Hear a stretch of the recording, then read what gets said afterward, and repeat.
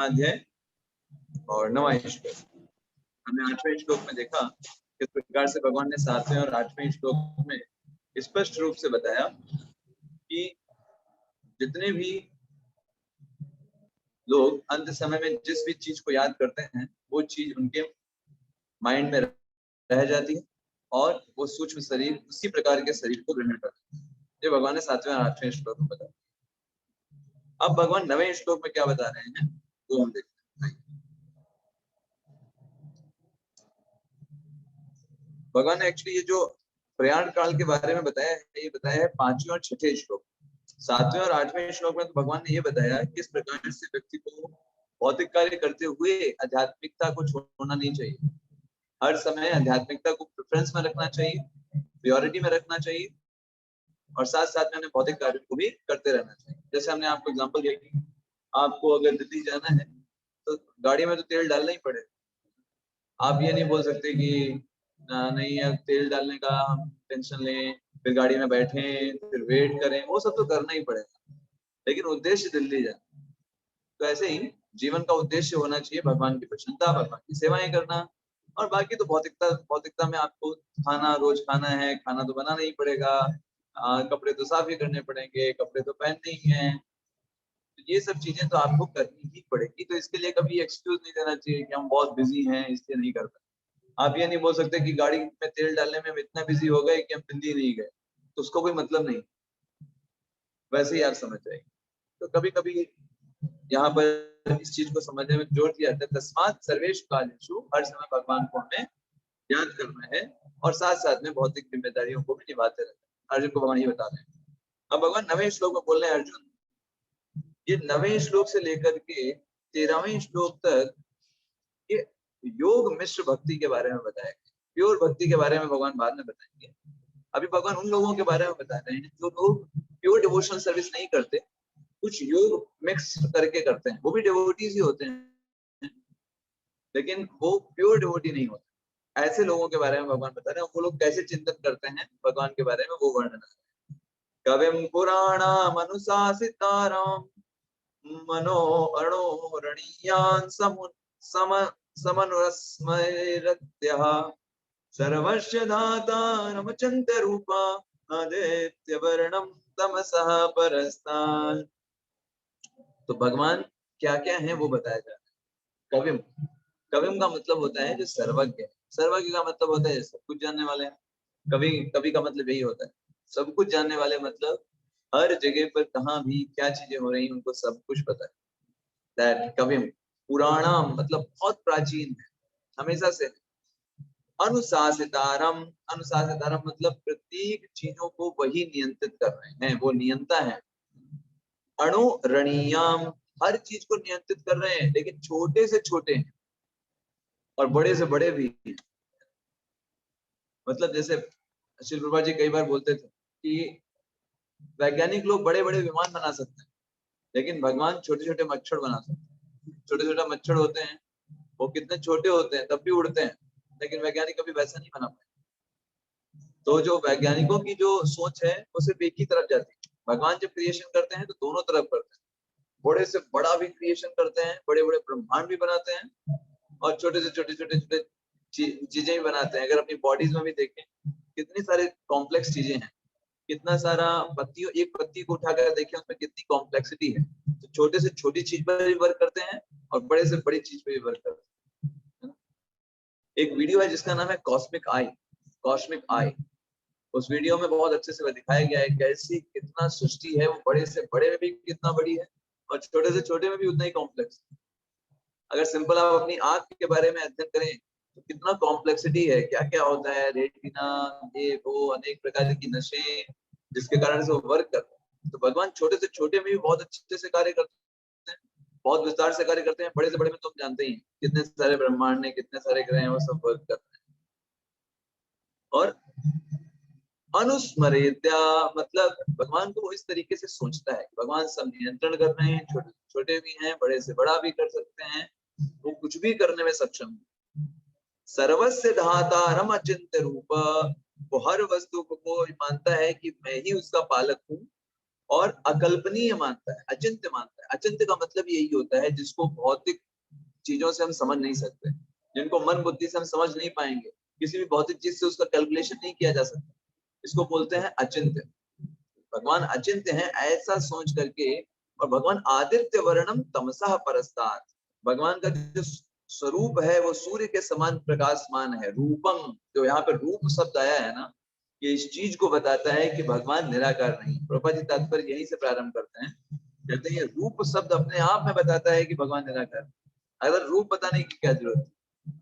आदित्य रूपम, अचिंत्य रूपम, आदित्य वर्णम तमसा परस्तात्, तो समस्त प्रकार के भौतिक प्रकृति से वो परे हैं, दिव्य रूप है, सूर्य के समान तेजवान।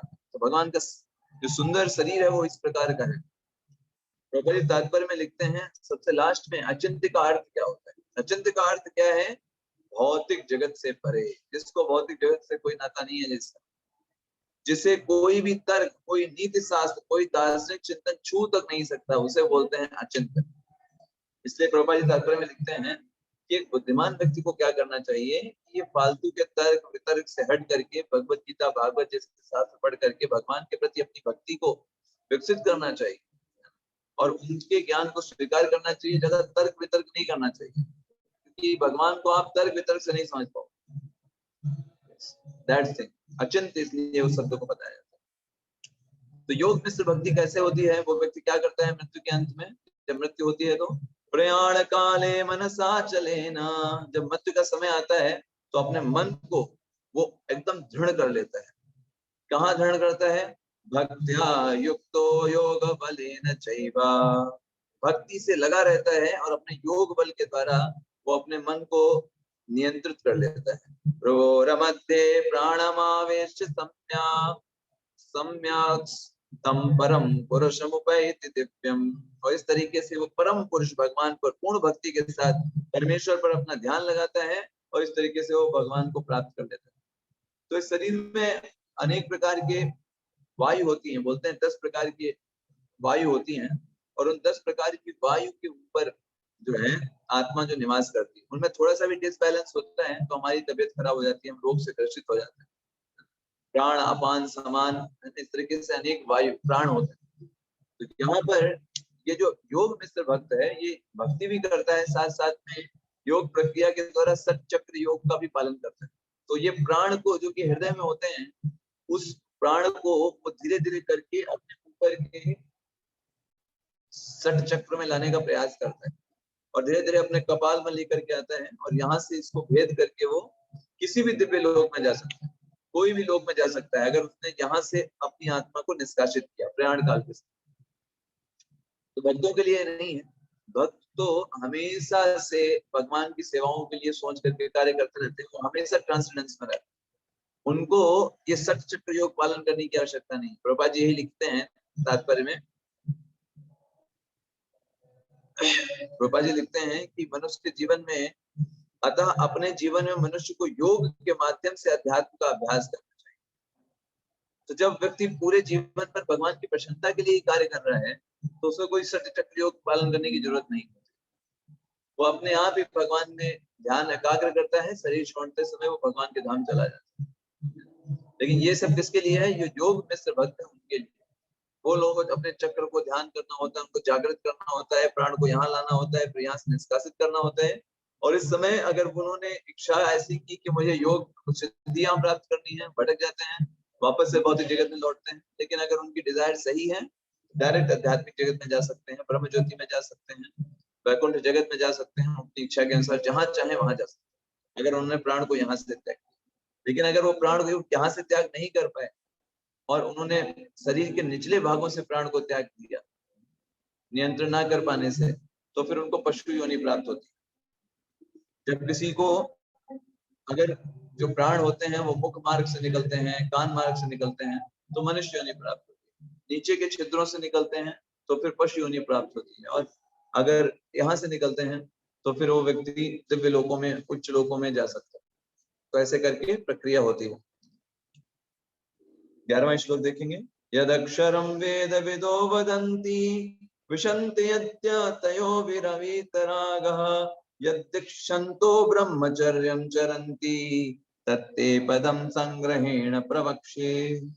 जो वेदों के ज्ञाता हैं, जो ओंकार का उच्चारण करते हैं, जो संन्यास आश्रम के बड़े बड़े मुनि हैं, वे ब्रह्म में प्रवेश करते हैं। ऐसी सिद्धि की इच्छा करने वाले ब्रह्मचर्य व्रत का पालन करते हैं। अब मैं तुम्हें वह विधि बताऊंगा जिससे कोई भी व्यक्ति मुक्ति लाभ कर सकता है। तो मतलब ये बताया जा रहा है यहाँ पर कि वो जो योग मिश्र भक्त होता है वो खाली नहीं बैठता है, सिर्फ चिंतन नहीं करता है, वो जब वो भगवान के नाम पर मेडिटेट भी करता है। और किस नाम पर मेडिटेट करता है? वो है ओम। ओम भगवान का निराकार फॉर्म है।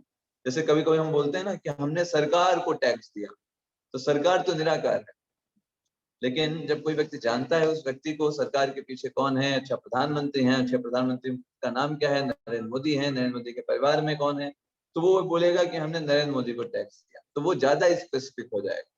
तो ऐसे जो भक्त होते हैं वो भगवान के बारे में जानते हैं, उनको पता है वो किसके लिए कर रहे हैं, क्या कर रहे हैं, लेकिन जो ये चीज नहीं जानता वो बस ये जानता है कि हमने भगवान के लिए किया, लेकिन कौन भगवान है, क्या है, वो नहीं जान पाता। तो यहाँ पर ओम भी ऐसे ही है। ओम शब्द भगवान के निराकार तत्व को सूचित करता है। आ ओ म, ये तीन चीजें बताता है, जीव की स्थिति, भगवान की स्थिति और जीव और भगवान के बीच का जो संबंध है, इसको ये तीन शब्द रिप्रेजेंट करता है। तो भगवान तो पहले ही बोल चुके हैं, प्रणवः सर्व वेदेषु, सारे वेदों में मैं ओमकार के नाम से प्रसिद्ध हूँ। तो यहाँ पर ये योग मिश्र भक्त होता है, ये ओम शब्द का उच्चारण करते हैं और इस तरीके से ब्रह्म में प्रवेश करते हैं। तो यहाँ पे भगवान क्या बोल रहे हैं कि ऐसी स्थिति की जो प्राप्ति की इच्छा करने वाले लोग होते हैं वो ब्रह्मचर्य व्रत का पालन करते हैं। तो ब्रह्मचर्य व्रत का पालन का मतलब क्या है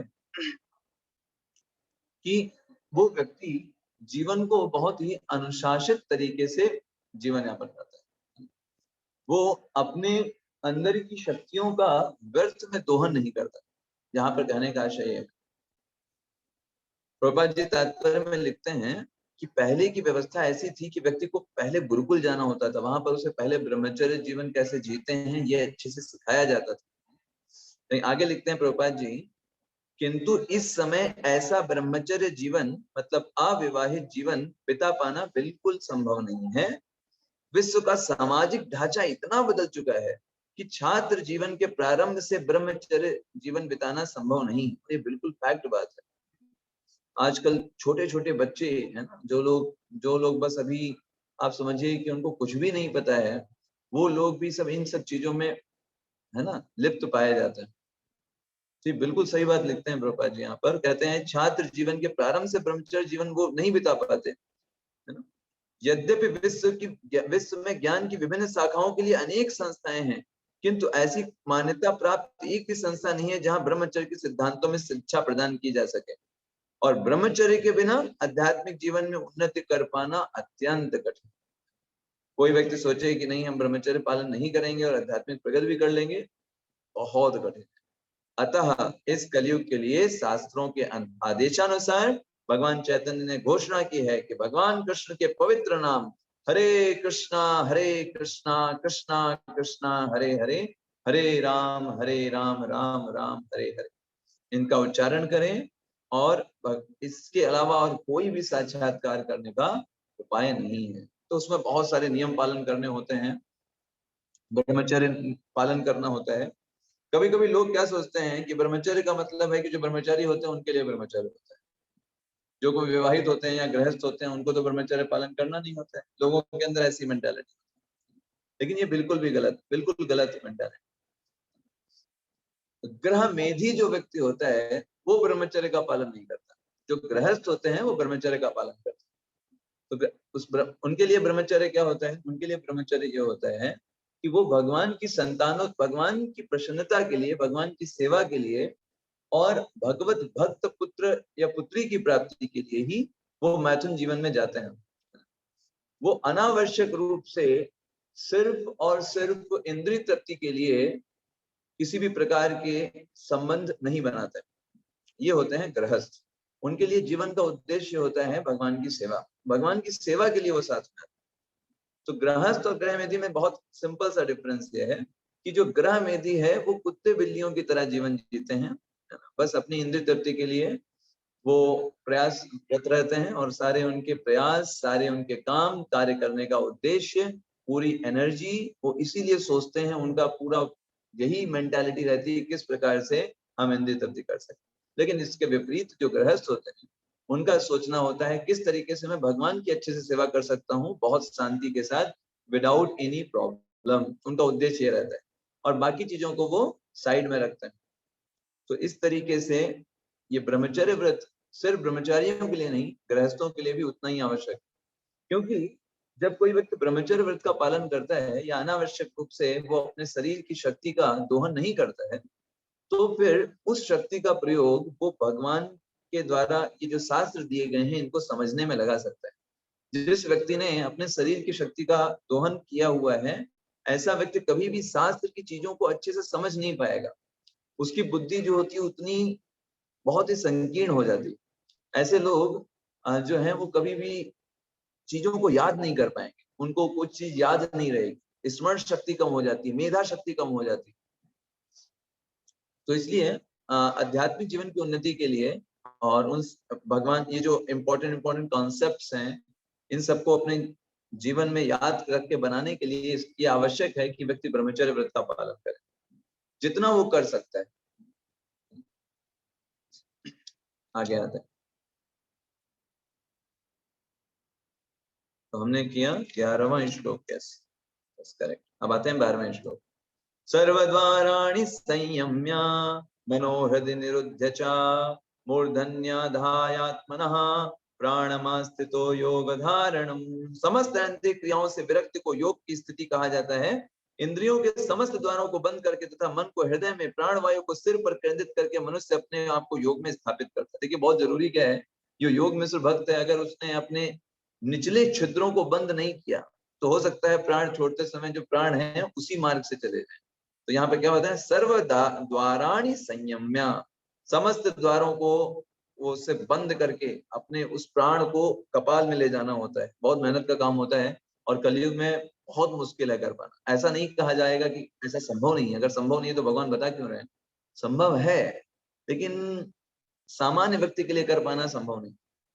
इसलिए कलयुग में सिर्फ और सिर्फ भगवान के नाम का स्मरण जो कोई भी कर सकता है किसी भी अवस्था में बड़ी आसानी से, इसलिए उसकी संस्तुति की, ये हर कोई नहीं कर पाए। कोई विरले हों जिन्होंने बहुत जन्मों तक किया हो उन सब चीजों में, तो वो इसमें सिद्धि प्राप्त कर सकते हैं। तो ये इंद्रिय के समस्त द्वारों को बंद करके मन को हृदय में और प्राणवायु को सिर पर केंद्रित करके मनुष्य अपने आप को योग में स्थापित करता है। ओके, चलिए 13वां श्लोक देखते हैं। ओम इत्येकाक्षरं ब्रह्म व्याहरन् माम अनुस्मरन् यः प्रयाति तजतेहं सायाति परमां गतिम।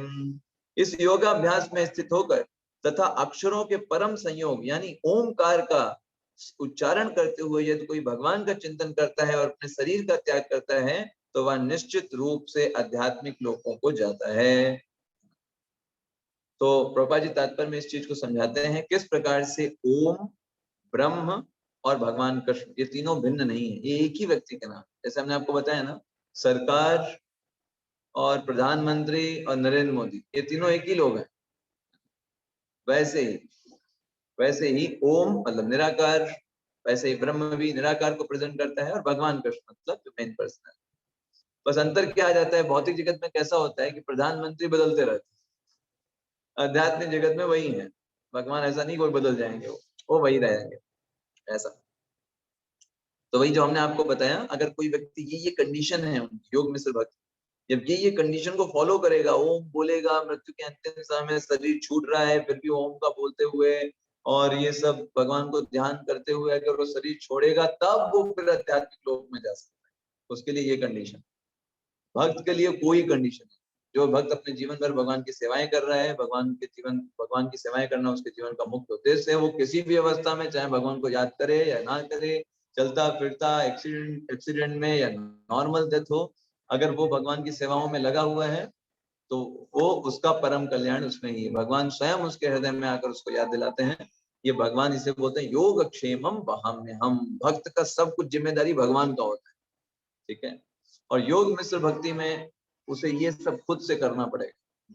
तो भक्ति योग में और अंतर क्या है कि भक्ति योग में भगवान स्वयं जिम्मेदारी वहन करते हैं किस चीज की, कि भक्त को भगवान अपने पास बुला करके ही दम देते। ये होती है भगवान की जिम्मेदारी भक्ति को। तुलसीदास जी रामचरितमानस में लिखते हैं